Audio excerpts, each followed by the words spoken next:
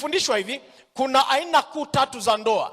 Aina ya kwanza tukaambiwa ni ndoa inayoitwa polygamy. Hii ni ndoa ya mume mmoja na wake wengi, mwanamume mmoja na wanawake watatu, wawili, wanne na kadhalika. Lakini aina ya pili ya ndoa inaitwa monogamy, ambayo ni ndoa ya mume mmoja na mke mmoja. Aina ya tatu inaitwa polyandry. Hii ni aina ya ndoa ya mwanamke na waume wengi. Ngoja niwaulize mlioko hapa, wangapi mmewahi kuona mwanamume mwenye wake wengi? Hebu nyosha mikono yako.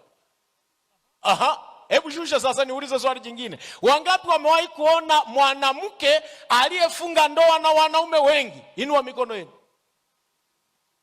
Lakini iko kwenye aina za ndoa.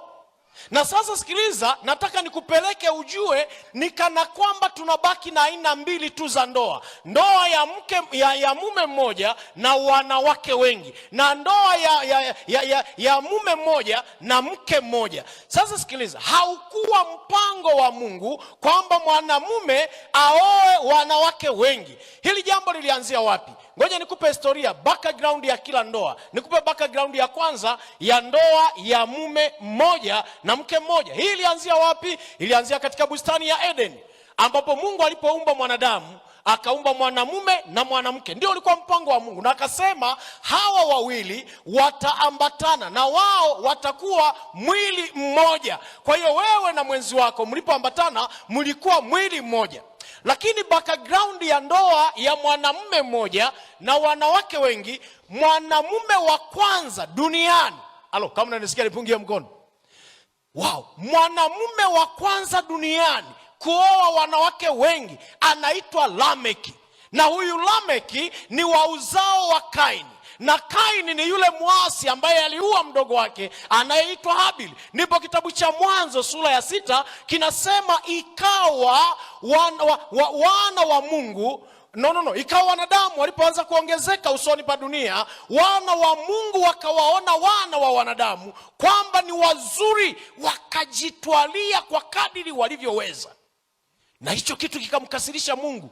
Akasema sikupanga hivyo. Kwa hiyo wakaanza kuchukua mwenye 5, mwenye 10 na kadhalika, akaweka mahali hapo. Na kwa sababu hiyo nataka nikujengee msingi huu. Kuna sababu kubwa 4 ambazo zimeaminika kwamba zinawafanya watu waoe wanawake wengi. Sababu ya kwanza, wanasema tunaoa wanawake wengi ili tusiwe na tamaa ya kutamani mwanamke yeyote.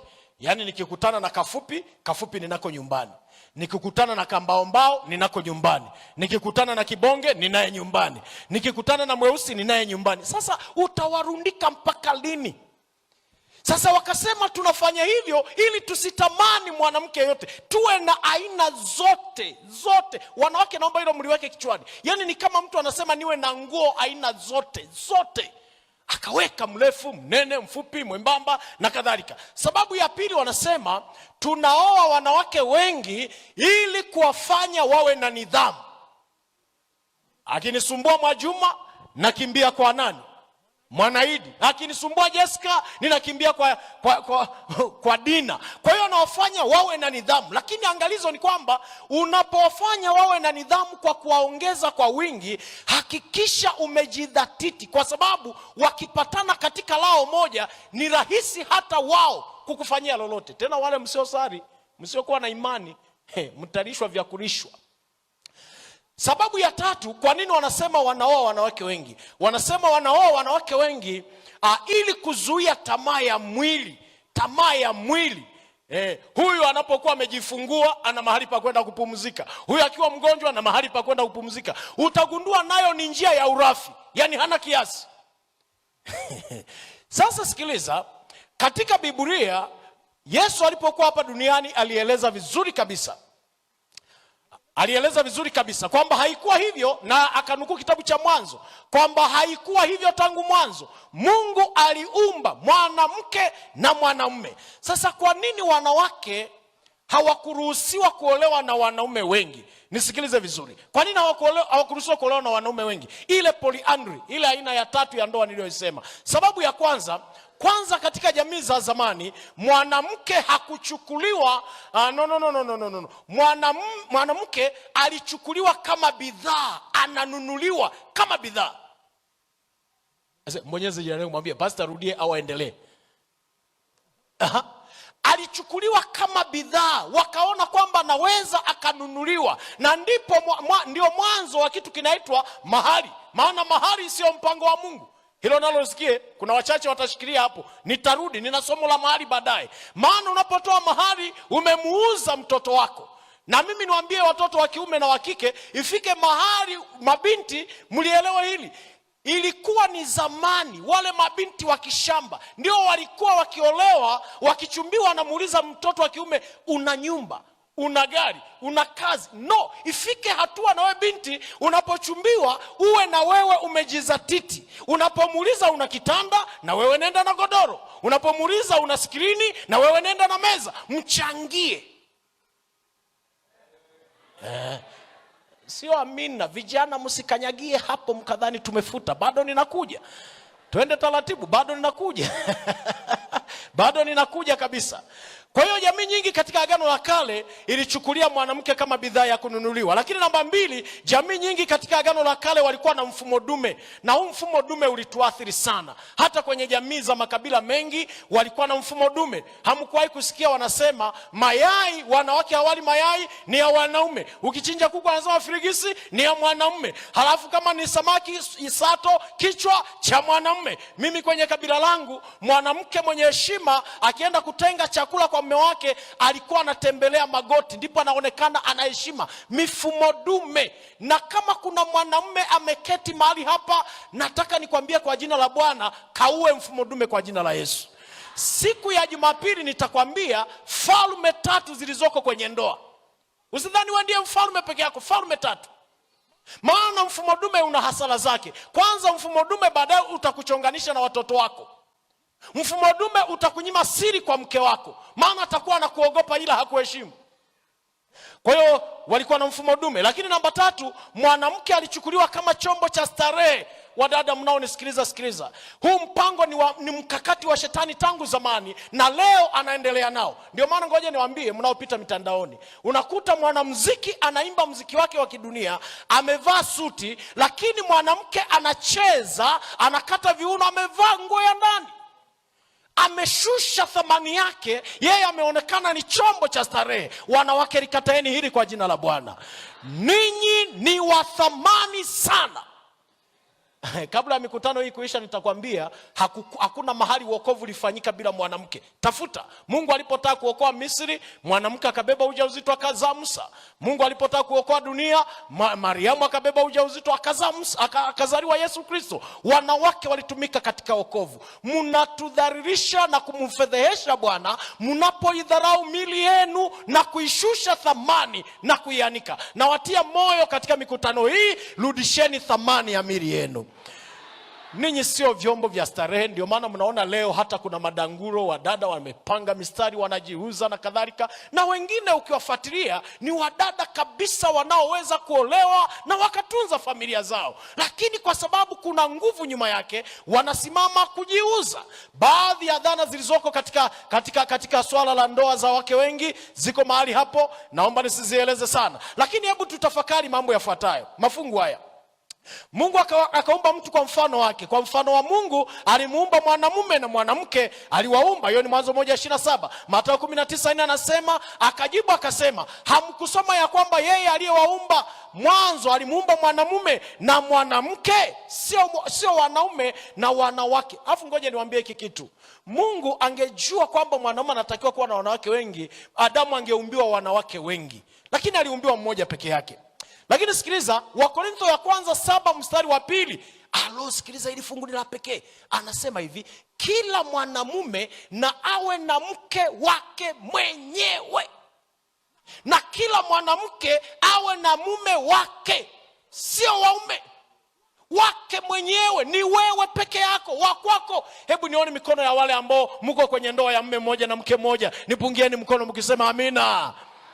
Sasa angalizo, shikilieni sana ndoa zenu, maana vibaka wa ndoa leo ni wengi. Shika. Umesafiri, usimpe nafasi mke wako. Mpigie simu mara kwa mara, mkipu bize, maana wewe ukizembea kuna watu watampigia simu. Wewe jifanye uko bize na ofisi. Lakini sikiliza, Katika mafungu haya Mungu alipoumba wanandoa katika bustani ya Edeni, aliumba mwanamke na mwanaume. Yes, naomba hiyo nisirudie, nisonge mbele kidogo. Hasara ya kuwa kwenye ndoa ya wanawake wengi, hasara ziko hapa. Wamama mnisikilize vizuri.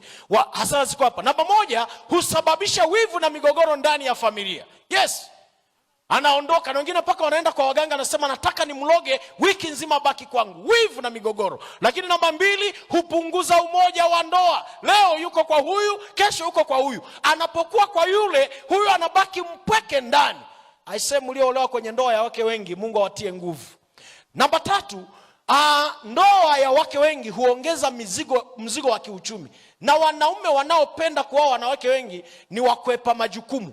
Maana akija kwa Jessica hajaivisha, anakwenda kula kwa Diana. Akienda kwa Diana hajaivisha, anakwenda kwa Mwavita. Hivi Mwavita ni mwanamke? Sawa, Mwambene. Mwambete. Maana hizi naona huku ziko nyingi sana. Lakini namba 4, huathiri afya ya kihisia na kisaikolojia. Hii mwisikia vizuri. Mwanamume mwenye wake wengi anawanyanyasa kisaikolojia, kwa sababu anapomletea kilo nyama ya kilo 1, anasema labda kwa yule amepeleka kilo 2. Wanawake walio kwenye ndoa za mitala asilimia kubwa wameathirika kisaikolojia, kwa sababu hawaamini. Lakini pia huweza kuharibu malezi ya watoto. Unakuwa na watoto wanaotoka kwa mama wawili. Sasa namna ya kubalance malezi inakuwa changamoto, inapunguza usawa wa upendo. Lakini pia ni chanzo cha magonjwa katika ndoa. Yes, ni chanzo cha magonjwa katika ndoa. Na ningeweza nikakwambia sio tu magonjwa ya kimwili, hata ya kiroho. Wewe mwanamke, Biblia inasema wewe mwili wako ni mtakatifu na mume wako mwili wake ni mtakatifu. Sasa nakuoa wewe mwanamke uliyebarikiwa, lakini bado anakwenda kulala na mwanamke mwenye mikosi, mwenye familia yenye mikosi. Na ile mikosi anapokuja kwako, akikutana na wewe kimwili, na wewe unabeba mikosi yake, ni chanzo cha mapepo na magonjwa mbalimbali.